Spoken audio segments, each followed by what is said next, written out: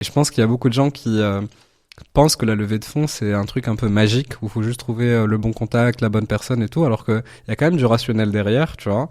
Et que tant que t'es pas prêt, moi je conseillerais à n'importe quelle personne de ne pas se griller ses cartouches et de parler à aucun business angel, à aucun investisseur avant d'être solide sur ses appuis, d'avoir une roadmap, de savoir où tu vas aller, de savoir comment tu vas utiliser l'argent, etc., etc. Ouais. Et souvent, de manière contre-intuitive, à cette période, la meilleure manière de faire ta levée de fonds, c'est de ne pas faire ta levée de fonds. C'est vraiment de te concentrer sur ton produit, sur ta technologie, sur tes clients, pour améliorer, on va dire, what matters in fine, avant d'aller parler à des investisseurs. Donc ça, c'est le premier point qui pour moi est clé. Et le deuxième, c'est réussir d'une certaine manière à retourner le rapport de force assez rapidement, qui pour moi est la manière la plus saine de faire une levée de fonds, parce que t'as aucun intérêt à ce que un investisseur, lui, plus il attend, plus il des risques, mieux c'est pour lui. Donc quand il est tout seul vis-à-vis de toi. Et donc il faut que tu arrives à changer ce rapport de force pour créer une sorte de compétition et que ça soit pas Simo qui est à genoux en train de demander de l'argent à des investisseurs, mais non, une personne qui ouvre son capital, qui sait qu'il a une classe d'actifs qui peut être extrêmement demandée par plein de gens dans le monde et qui va être picky, qui va bien choisir ces gens-là. Et donc, tu me diras comment tu fais ça et comment tu arrives à changer ce rapport de force. Moi, Sarah, je sais pas. Je pense qu'il n'y a pas de truc très processé pour arriver à le faire. Mais ça se joue beaucoup là, non pas dans la rationalité du fundraising, mais dans la partie un peu art. Comment tu rentres en contact avec les personnes, comment tu arrives à parler au plus de monde en même temps, pour qu'ils savent qu'ils sont dans un process un peu de compétition et qu'ils sont pas tout seuls à te parler et que t'as aucune chance de lever, etc. Et créer vraiment cette hype autour de ton projet dans ce petit monde qu'est le capital risque, parce que ils se parlent tous Spinach Home, partout dans le monde, ils scoutent très bien tous les profils qu'il y a, tous les bons projets, etc. Et donc arriver vraiment à faire de ta boîte la boîte qui mérite d'être vue avec les bons yeux pour te sentir vraiment even dans le rapport de force. Ok, c'est hyper intéressant. Après cette levée de fonds que vous avez annoncée, je crois, en 2023, fin 2023, mais du coup qui a eu lieu pendant l'année 2023, qu'est-ce que ça vous a permis de faire? Est-ce que tu peux nous raconter la phase de prototypage jusqu'à aujourd'hui pour comprendre voilà, comment vous avez mis ces fonds au travail et où est-ce que vous en êtes arrivé? Ouais, donc la première chose qu'on a dû faire, c'était monter une équipe, parce que, si tu veux, pour construire notre MVP, Minimal Viable Product, on avait besoin peut-être de 12 hard skills différents pour y arriver. Donc notre projet est extrêmement interdisciplinaire. Tu as de la photonique, tu as du hardware engineering, tu as de la microbiologie, tu as du pré-traitement d'échantillons, tu as du machine learning, tu as tout le data engineering en amont pour gérer la data en entrée. Donc c'est peut-être des termes un peu barbares, mais c'est plein de sciences qui n'ont rien à voir les unes avec les autres et sur lesquelles tu dois aller chercher des gens très pointus dans le monde entier pour s'attaquer à ce projet-là.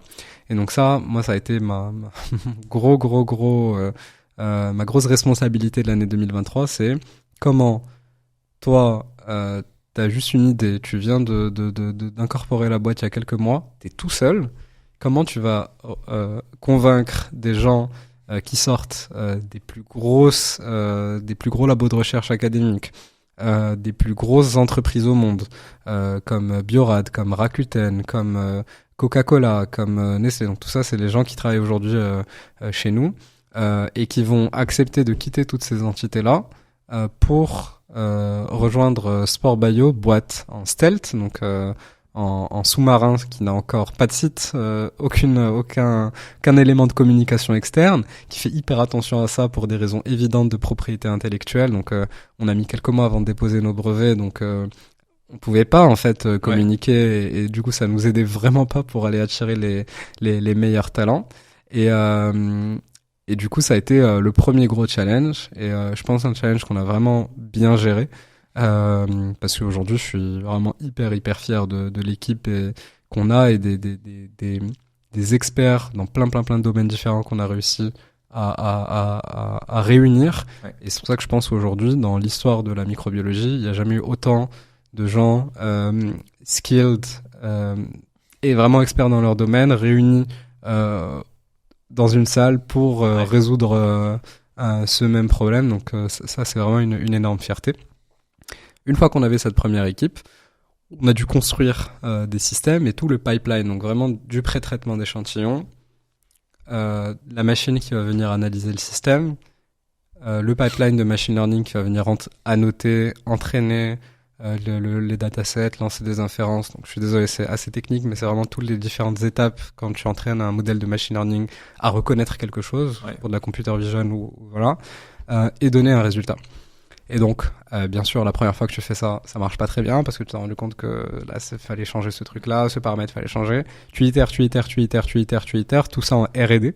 Donc, sur des grosses machines assez complexes qui sont impossibles à, on va dire, déployer sur des sites de production, mais qui sont vraiment faites pour être flexibles, pour te permettre d'avoir cette adaptation et cette itération la plus rapide. Jusqu'à que, bam, il se passe un truc, ça commence à marcher, on a des bons résultats. Et on peut se dire, ok, là. Comment maintenant optimiser, passer exactement, à un produit. comment prototyper, tu vois. Okay. Et donc passer à un système, et quand je dis prototyper, c'est sur le hardware, mais aussi sur le software. Comment tu passes sur quelque chose que tu peux vraiment mettre dans les mains de ton client. Le logiciel que vous allez mettre chez l'industriel. Exactement. Pour qu'il puisse gérer ses tests, les suivre, etc. Exactement. Okay. Et les modèles de machine learning, tu vois, où tu te poses plein de questions, très existentielles sur ce que ça va être en local, ce que ça va être dans le cloud. Mais attends, mais il n'y a pas Internet là-bas, donc c'est dans les usines où tu as des problèmes de réseau, donc comment tu vas gérer ce genre de problématiques, etc. Et donc vraiment, tu passes du labo à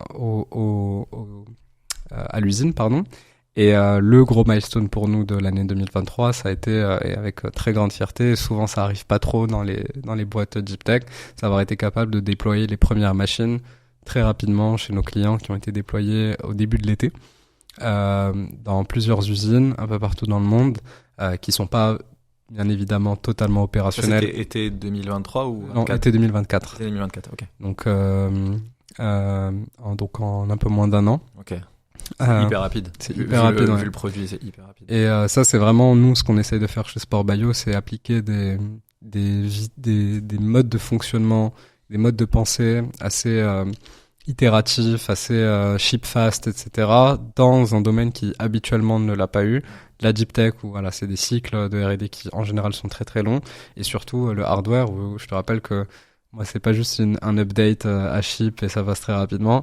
On a des spare parts, donc des pièces détachées sur lesquelles tu as des délais de livraison qui arrivent de partout dans le monde, etc. Donc des fois c'est une vraie galère, mais pour l'instant on est vraiment super content de comment on a itéré sur ces produits-là. Si vous avez aimé cet extrait, vous allez encore plus aimer l'épisode complet qui s'affiche juste ici à l'écran.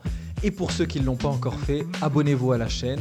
On a envie d'atteindre les 100 000 abonnés cette année, donc on a besoin de vous pour y arriver.